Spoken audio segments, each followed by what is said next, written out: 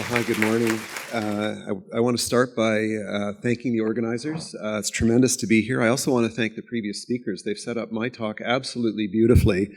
But I do want to say the type of pay for performance that I'm going to be talking about is much more aligned with what Meredith presented, and the outcomes are much as Meredith would predict and are very different from what Duncan talked about. But I think I'm going to finish by drawing lessons from the principles that both have enunciated, because I think both are extremely important. I want to start by acknowledging my co-investigators. I did not do this work by myself, a fabulous team based at ISIS, at least one member of whom is here. Hi, Lynn. And then also just to say that as a family physician, I am subject to all of these payment mechanisms and incentives I'm about to talk about, and I feed heavily from the government trough. And so I like to think my research is unbiased and impartial, but you need to make that decision and not me. So I'm going to talk briefly about the role of primary care for those who might not be fully converted, although I think many in this audience are. I'll talk briefly about Ontario's primary care funding models, but I won't go into the whole alphabet soup of complexity that we have there, but I'll hit the main issues.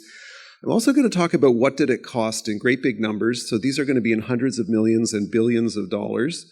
What did it buy? So this is a population perspective. This is not what did it buy for individual patients, but what did it buy for the population, for the society. And then I'm going to try to pull together what did it mean, drawing heavily on some of the principles that the earlier speakers have enunciated, fortunately for me. So primary care, as you know, is the most common point of contact with the health system. This is my favorite slide of all time, my favorite slide from ISIS. This was in our primary care atlas of several years ago. So you can see that in Ontario, again, this is going back about a decade, but I don't think it's changed greatly. This is takeoff from the Ecology of Healthcare, first published by Care White in the 1960s, but updated for Ontario. So 137,000 primary care visits in a 24-hour period and 50 hip and knee replacements. And so, as Colleen Flood used to say, all the activity, all the research, all the funding takes place at the pointy end, and yet we have all this activity taking place up at the other end. So the role of primary care, those of you who are followers of Barbara Starfield and understand this literature extremely well, know that primary care at an ecologic level, both across countries, across U.S. states, across districts, in many places, has been the strength of the primary healthcare system, has been associated with lower mortality, premature mortality, infant mortality, lower overall disparities, and a whole pile of really important outcomes and higher satisfaction in relation to overall costs, the so-called triple aim. So why did Ontario, why does Canada need reform, or now it's called renewal, which is fine with me, but Canada actually ranks below many developed countries in timely access to care and after-hours care. We are one of the highest users of emergency department visits in the OECD. We make very little use of non-physician health professionals. We do not do chronic disease management, as well as some other places do, in terms of treatment plans, following written guidelines, et cetera, all kinds of things like that. We make little use in relation to other countries, particularly in Western Europe, of electronic medical records, although that situation is improving. And our use of quality improvement initiatives is a tiny fraction of physicians compared to a large majority in many European countries that are constantly engaged in quality improvement things. So what is the reform that seems to be needed, or why did Ontario strike out on the path that it did? Well, the background is that the First Ministers in Canada agreed in 2004 that at least half of Canadians should have 24/7 access to multidisciplinary teams by 2011. I'm pretty sure that didn't happen. But the strategies to accomplish these kinds of goals vary widely. So Alberta has its primary care networks, Quebec, its FMGs, which are highly structured and have many similarities to the Ontario model that I'm going to talk about, but also some differences. Most others have a mix of incentives and supports, and many of you know the details of those. So Ontario's goals with its family health teams, which is a signature program that rolled out around primary care renewal, was to provide better health care. Its purpose, provide better health care for hundreds of thousands of Ontarians and provide access to countless people who don't have that access, designed around the needs of communities. So those seem to be the major goals. The investments were really quite substantial. So moving physicians who had traditionally been in fee-for-service, moving many of them, and I'll show you in a moment just how many, but blended capitation is now the most popular primary care model in Ontario. So blended capitation, formal patient enrollment and rostering, requirements for evening and weekend hours, clinic hours, interprofessional teams, use of electronic records, and financial incentives, which is, of course, our theme here, for patient rostering, patient retention within the group, cancer screening, diabetes care, and other chronic disease management.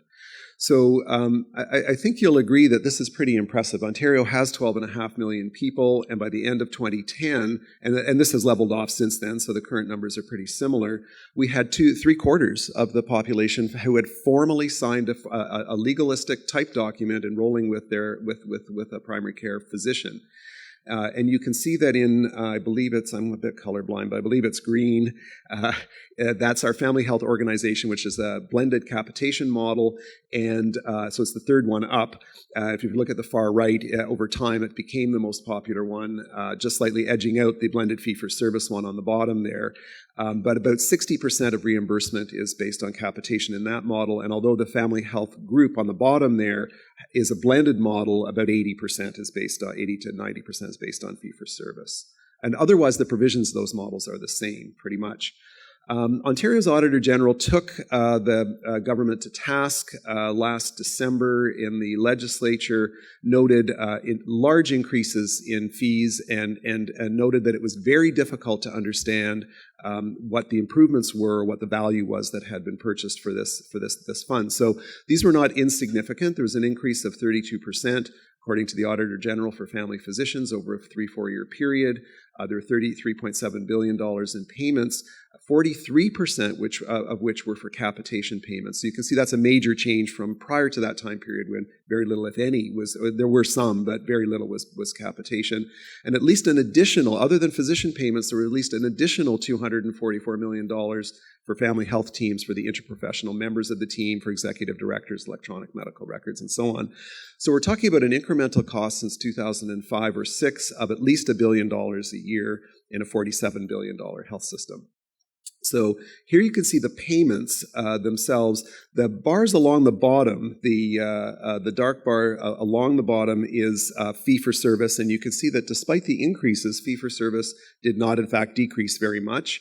And you can see that since 2004-05, the orange bars are primary care model payments, and there are a mix of other incentives, academic health science and emergency department payments and so on, but the vast majority were for primary care models, and you can see the total funding went from about $1.5 billion to about $3 billion just in a period of 4 or 5 years, and almost all of that increase was related to these alternate payments. So I'm going to talk very briefly about the methods. I'm happy to talk to anybody later about exactly how we did this, but this work was done at ISIS using linked administrative data for the province of Ontario. These data were de-identified. They had Research Ethics Board approvals. We had data sets that included physician claims, alternate payments, primary care models, emergency department visits.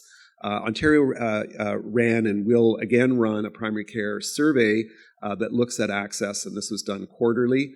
Ontario's healthcare registry we used to understand a proxy for immigration, which was the people who had never ever had health insurance in the province before. Some of those were interprovincial, but the majority, about 80%, would be expected to be migrants. And we also used the drug benefit claims to understand who are low-income seniors because there's a means test. So I'm not going to give you any fancy statistics because when we're talking about millions of people, the confidence intervals don't really make much of a difference. These are most of these are essentially point estimates, although some of the survey results are not, but the rest are. And I'm not going to go into fancy models, really frequencies, proportions, and rates. The costs that I'm talking about were those paid by government, and I could certainly be faulted by not adjusting inflation, not removing physicians' overhead, and I'd like you to take me to task for those things later, if you like. So what were the costs? So the incentives and bonuses in Ontario in 2010 added up to close, about $180 million. About $56 million for preventive care bonuses. These were cumulative bonuses each year for things like cancer screening and immunization. There was an access bonus that I'll explain in a moment. There was another $52 million. Chronic disease incentives. Most of these were for diabetes. were another $50 million, and rostering of patients who didn't have a family doctor was another $23 million. So these are just some, this is not an exhaustive list. There are many other bonuses, but these are and fees, but these are the large ones. The annual payments to Ontario physicians for two of the main payments related to access. So you can see in blue, we've got the access bonus payment that reached over $50 million in 2010.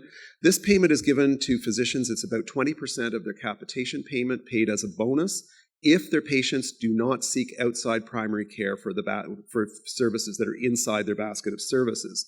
Unfortunately, I won't editorialize at this point, but these payments did not include emergency department visits. So you can think of what sort of incentive or unintended consequence that might have set up. Just think about that.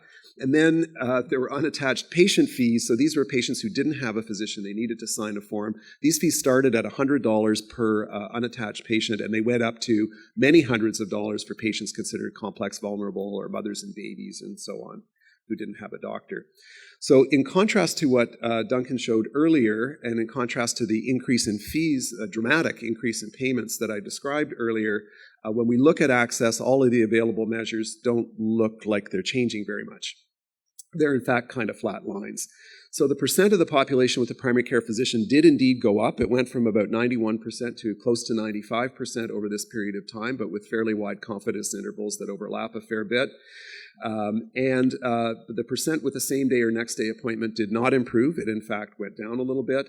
The proportion with an emergency department visit, the emergency department visit rate was about 39 per 100 people and did not change at all. In fact, it edged up a little bit over this period of time. And the percent with a walk-in clinic visit stayed about the same, went down about 2%, I think, over that period of time. So pretty flat lines in relation to the other lines of spending, which certainly were not flat. So an example just to show you in preventive healthcare, you can see on the top graph, we've got the very top line is breast cancer screening and colorectal cancer screening, which also look like fairly flat lines, although you could maybe read in a little bit of increase in the most recent years. The yellow line at the top there is colorectal cancer screening, and it started at a very low baseline and increased steadily. But you can see on the bottom graph, the payments started about halfway through this time period, the same time period, and you can see that the changes in the cancer screening and the amount of payments reaching close to $40–50 million by 2010, there's actually little relationship. I'm not saying there's no relationship, but the amount of increase in most of these was less than 1% per year in relation to the previous trend. So very small changes in relation to the underlying trend that was occurring. So what did all this new funding buy? Well, it bought an 8% increase in colorectal cancer screening, but if you notice from before, almost all of the increase in colorectal cancer screening, it had already doubled from 20% to 40% before the incentives even came into play. Breast cancer screening increased by less than 1%, cervical cancer screening increased by less than 1%, diabetes monitoring of cholesterol tests, A1C tests, and eye exams increased by about 5%. Reaching about 20 to 25%, where the goal was 80% of people having these tests appropriately in a 2-year period. So very low and very low uptake. Only 25% of Ontario physicians ever billed one of these codes, and it still amounted to $50 million. There was an absolute 4% increase, as I mentioned, in the number of patients who were attached to a family physician. And although the access bonus cost a fair amount of money, we were unable really to demonstrate changes in access apart from people having family doctors. Equity is another issue kind of near and dear to my own heart, and it's been a big focus of my work. And so I'm just going to give you 2 examples here. So in Ontario, we have this means test for seniors filling prescriptions. And across Ontario, about close to 20% of seniors are eligible for lower payments. And you can see that the enhanced fee for service, here called ENFFS, the enhanced fee for service, which is our family health groups, we're very close to that level. We're very similar.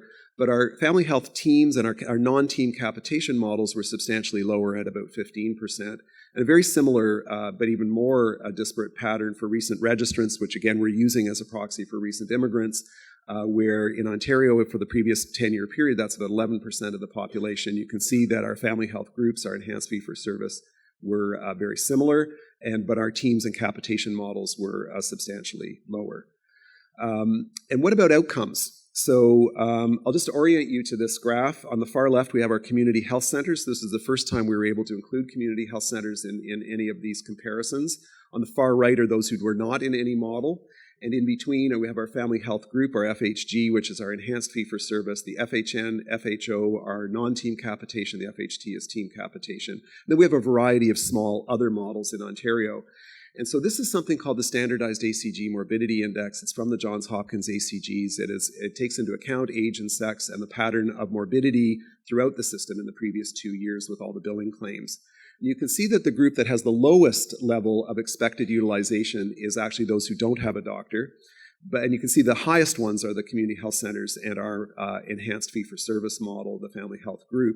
And you can see among those who are in a model, the ones that are lowest, the ones that are having the lowest expected resources and therefore potentially the healthiest populations are those who've received the bulk of the resources. So these are the capitation models and the teams do appear to be looking after less patients who would be expected to use less service and therefore are somewhat healthier.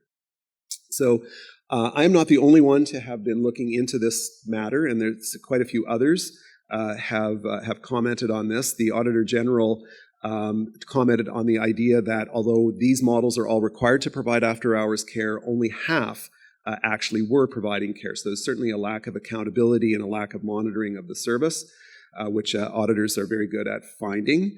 Michelle Howard, who is at this conference, I'm not sure she's in the room, found a similar thing that when they called physicians' offices after hours and tried to listen to their message about their after-hours care, many of them did not have any message that directed their patients to their after-hours clinics that were required. Practices that received incentives. So I've given you the broad population view, but when Jerry Hurley at CHEPA, and Jerry's here somewhere at the conference as well, when Jerry looked at the practices that became eligible compared with the time periods where they weren't eligible, so this is a much smaller and much more specific group, he did find that colorectal cancer screening went up a lot, but again from a very low baseline of less than 20%. But in other areas, he found very similar findings. So very small changes in pap smears, seniors' flu shots, mammograms, no change in toddler immunizations, all of which had substantial financial incentives. Jasmine Kantarevic at the Ontario Medical Association found that capitation physicians were more likely to achieve their preventive care bonuses. He didn't examine their actual preventive care performance, though. And David Henry at ISIS in a physician payment report really did note, and I think this is very important, that the primary care workforce, which had been declining during the 1990s, has since then been increasing. And so these payments do have, I don't want to portray them as being unimportant or having no results, because the stabilization of that workforce was incredibly important. So just to sum up, what did it cost? Well, it was about $900 million for doctors and about $244 million for teams. And these are annual costs. This is not one time. What did it buy? Well, it certainly bought more family doctors. And I have to say, from my own personal bias perspective, I think that was a fantastic thing to have happened.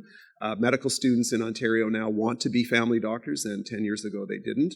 We have all these wonderful interprofessional teams that I think are great, and I belong to one.